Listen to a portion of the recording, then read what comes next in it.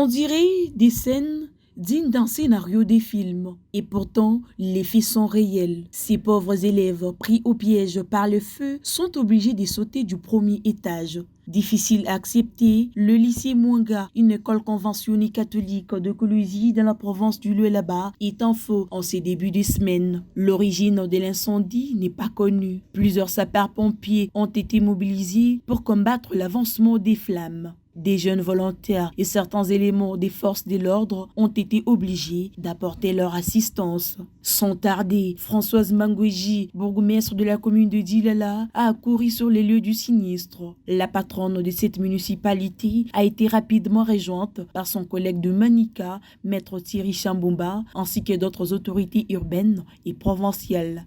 Un parent, témoin oculaire du début de l'incendie, revient sur la genèse du feu. Je suis venu pour répondre à une invitation de mon enfant. C'est là que j'attendais encore pour signer un des bulletins de notre enfant, que la sœur préfète va sortir pour demander qu'il y ait intervention des gens pour un peu éteindre le feu et voir comment les enfants étaient en train de subir cet incendie. On est monté du côté aile gauche, où les enfants étaient entassés sur les escaliers. Alors il fallait intervenir, sortir ces enfants qui, d'autres étaient évanouis, d'autres avaient mal aux hanches, mal aux jambes, aux pieds, ainsi de suite.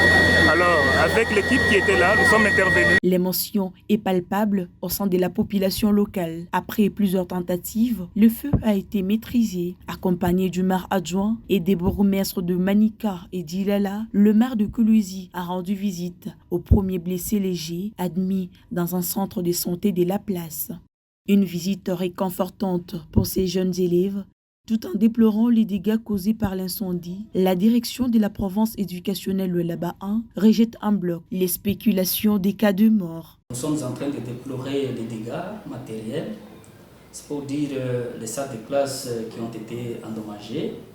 Et après avoir maîtrisé l'incendie, les membres du gouvernement provincial ont sillonné les différents centres de santé. Nous sommes allés à la Jikamine, HPK, nous sommes allés à Nourou, nous sommes allés à Safina, à Mwangeji, hôpital méthodiste et au centre qui est installé chez nous à Iwagora. Sinon, jusque-là, il n'y a pas les cas de mort. Il y a eu les cas des blessés légers. Bonaventure Mokoubou envisage déjà des solutions palliatives pour la poursuite normale des cours. Disons, le lycée Mwanga n'est pas moindre, c'est un grand lycée de notre province. Et nous allons nous organiser avec monsieur l'abbé coordinateur, avec la révérende sœur préfet et madame la directrice de l'école primaire. Nous allons voir, il y aura une partie qui va commencer à étudier avant midi, une autre après-midi. Si après-midi, les locaux qui sont restés là ne vont pas convenir les élèves, nous pouvons toujours aller même au collège. Nous allons toujours trouver des classes là où les élèves peuvent toujours étudier. C'est ici peut-être d'apaiser les parents avec qui nous compatissons ici, parce qu'il y a des parents dont leurs enfants ont été touchés.